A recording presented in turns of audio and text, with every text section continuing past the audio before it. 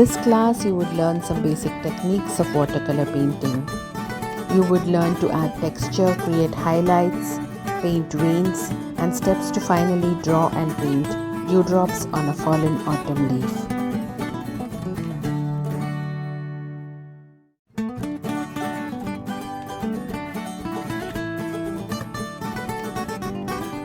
This class is for everyone from beginners to anyone who is interested in painting from nature.